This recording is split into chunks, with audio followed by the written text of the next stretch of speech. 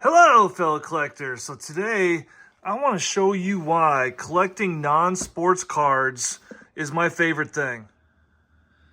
So this drawer is full of my favorite non-sports cards. Now there's some wrestling cards in here and we can talk whether wrestling is entertainment, sport, whatever. But I want to talk today about why collecting non-sports and wrestling is my favorite thing to do in this hobby. So, like, just for example, like this is like right away. So like I have a card of a golden retriever, and my family, we have a golden retriever here. So, and this card's from like 1932. It's one of the oldest cards I have in my collection.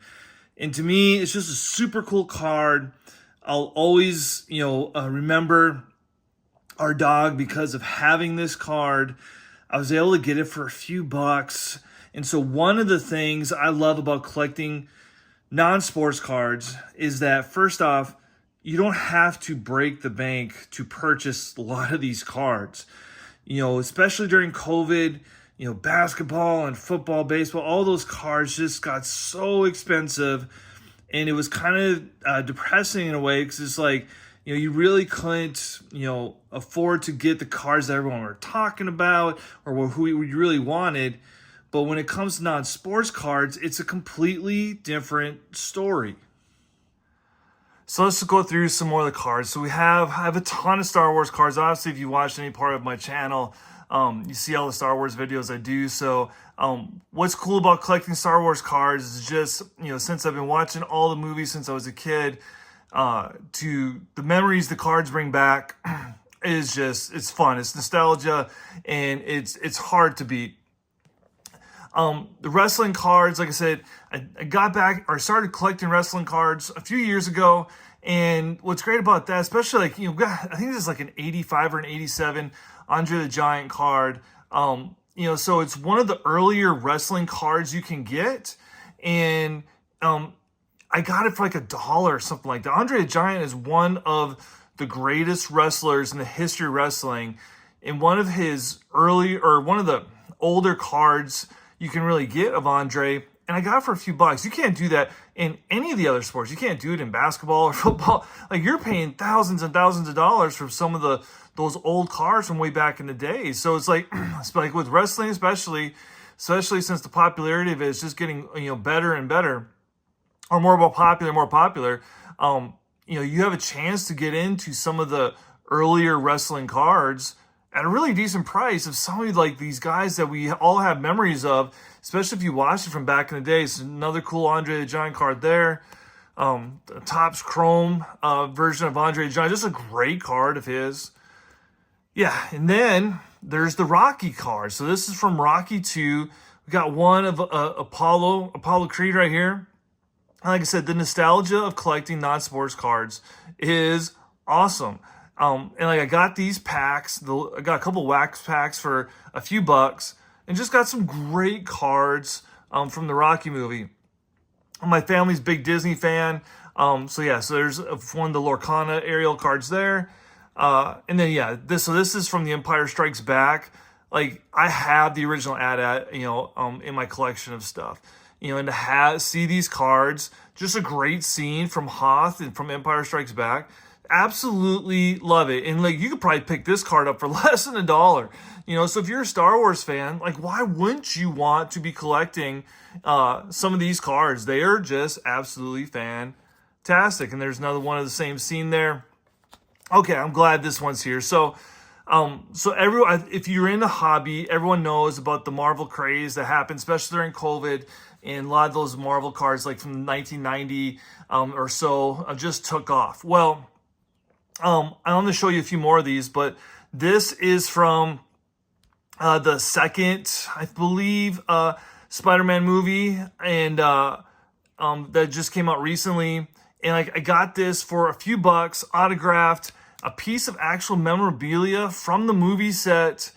This is Ned, Spider-Man's companion in the newer movies, and just awesome. And like, I got this, like, I want to say maybe spent $10. Like, to get autograph and memorabilia of pretty much any like basketball, football, baseball player, I mean, you were spending good money, like good money. So, just a super cool card, and like you're getting a piece of, you know, the movie itself. So, and I think this was from, let's see, let's take a look here. So this is from Spider-Man: Homecoming, the second movie in the trilogy so far. And like it says here, the memorabilia has been certified to us as have been part of the production of Marvel's Spider-Man: Homecoming movie. Like, super cool. All right, speaking of superhero cards, here we have the Batman cards. I think they're from like 1966 or so. It's 1967. And the artwork on these cards are fantastic. And I picked these up for like $2 or $3. Like, just like one of the earlier Batman cards that you can have. And I got them for a few bucks. Like, you can't do that for any of the named like superstar players in baseball and basketball and football. Like, they're just really expensive, especially graded cards. Forget about graded cards. Now, the graded ones of these are fairly expensive now too, but to get these for a couple bucks, and look how cool the cards are. I mean, here's another one of Batman. So yeah, the pricing of non-sports cards is really reasonable. The nostalgia you get from these cards is fantastic. I cannot promote enough just going out and buying non-sports cards. Like, I have no intention of like selling these cards at any point. Like, every time I go through this box, it just brings back so many fun memories, and I just absolutely love it, and they're so fun to collect. Here are a few more of those Batman cards I was telling you. Like, look how great, like how cool is this card? Like, absolutely awesome. Another one from the same set there. And then I think these are from the second, so not the Batman movie that came out in '89. So I think this is the one with the Penguin. These cards here, once again, fantastic cards though. And like I said, super cheap. And there's Batman with the Joker. Fun artwork card of Batman right there. Another great shot of Batman. And then back to wrestling. Here we have Batista. And like, he's been in all these movies now. Like, he's had this fabulous acting career. He's obviously in Guardians of the Galaxy and so many other movies and stuff. And once again, got these cards, Topps Chrome Heritage. It's maybe $1 or so. Like, you know, just awesome. And then here we have it's a card of Chadwick Boseman, Black Panther. And once again, you have pieces of memorabilia from the movie set. Yeah, so if you look at the back here, and it's none of that, you know, this card or this memorabilia is not, you know, said to be worn in a game or by the player at all. Like, legit stuff here. It says, congratulations, you've received a trading card with pieces of Marvel's Black Panther memorabilia. How cool is that? If you were a Marvel fan, a Black Panther fan, to say you have a card with some of the memorabilia from the movie itself. The memorabilia has been certified to us, has been part of the production of Marvel's Black Panther movie. Absolutely fantastic. And once again, I picked this card up for $8 or $9. Like, you gotta be kidding me. Like, just a super awesome card. Now, racing is a sport. I'm not going to get into that argument at all. But so in these cards, the racing cards are super cool. And once again, you can get these super cheap as well. So here we have Kyle Busch and a piece of the tire from his race car. Like, what a cool piece of memorabilia, right? And then we have this piece of sheet metal from his car. You actually have, you know, some markings on that sheet metal. And these got for maybe a few bucks, like $3 to $5. Part of, you guys, once again, part of the tires from both of their cars here. So racing cards, especially the memorabilia type cards, are super cool. And I have some Dale Earnhardt cards just like this too as well. And I did not break the bank. Like, here's a National Treasures, like a good size piece of his racing suit here. And I got this for maybe $10. Like, just, and you may be wondering, why are you collecting Kyle Busch? Because I know he is not a fan favorite of many people. I did a video on the reason why. And I'll put the link to it down in the descriptions if you want to check out the reason why I have so many Kyle Busch cards here in the first place. So Now, of all my non-sports cards, probably my biggest collection is of Darth Vader, one of the best villains in movie history. This card in particular is kind of considered his rookie card, if you per se. It's from 1977 Topps. I have just a ton of the Vader cards. Whenever I see them at shows, I pick them up immediately. For a while, I was picking these cards up for 25 to 50 cents. Every once in a while, I still can get these cards for 25 to 50 cents.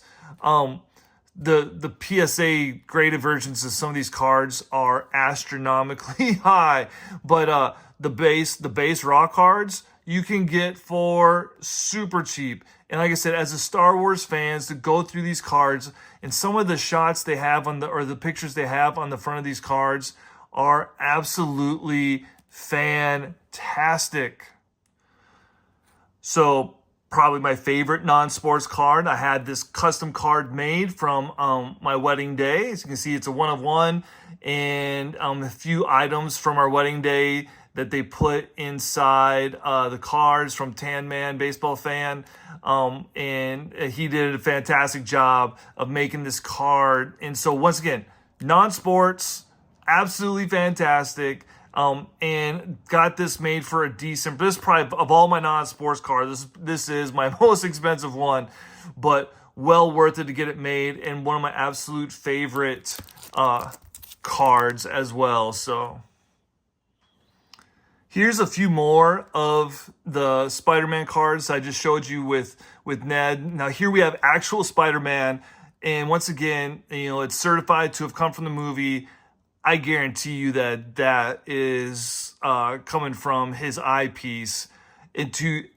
As a Spider-Man fan all my life since I was a little guy, to say I have an actual piece of the costume is fantastic. And here's another one just like it. And literally up till a couple weeks ago, you could get these for $3 or $4. I haven't looked, in the past few days. I'm sure you could get these at a decent price.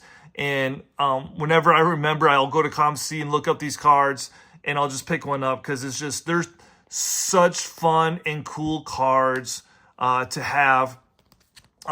My daughter is big into drama and theater, so fun little SpongeBob SquarePants from Lights of Broadway. And then we have Sandlot, just a great movie.